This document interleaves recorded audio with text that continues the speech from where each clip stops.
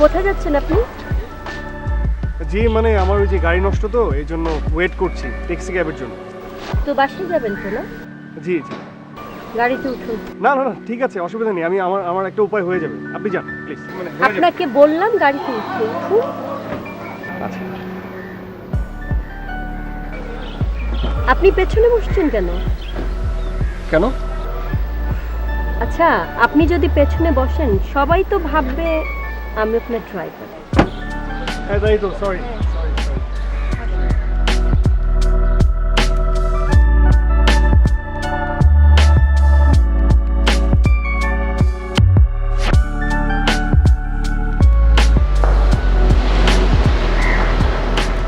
আপনার বাসা কোথায়?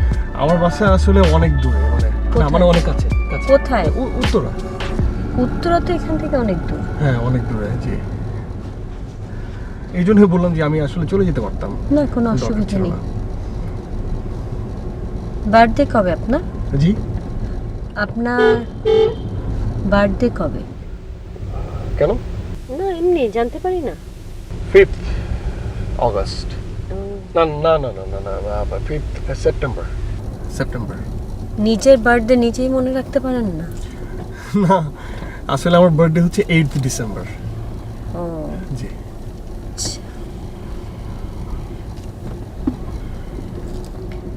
আর সকালে কি হয়েছে জানেন? হ্যাঁ কি?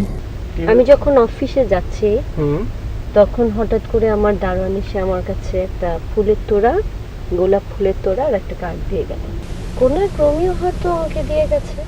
হ্যাঁ আশ্চর্য, আমার মনে হয় যে আপনার হয়তো বা আত্মীয় স্বজনের মধ্যে মানে না না না, পরিচিত কেউ না। পরিচিত কেউ হলে অ্যাটলিস্ট আমার রিয়েল বার্থডেটা জানতো, কারণ আজকে তো আমার ফেক বার্থডে, মানে মানে আমার সার্টিফিকেটের বার্থডে।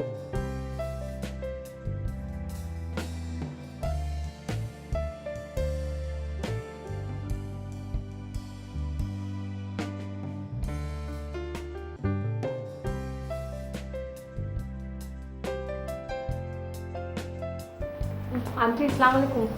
ওয়ালাইকুম সালাম, কেমন আছো? এই তো ভালো। আন্টি আপনি কেমন আছেন? ভালো। ইমি, তুমি এসে খুব ভালো করেছো। শেষবারের মতো তোমার সাথে দেখা হয়ে গেল।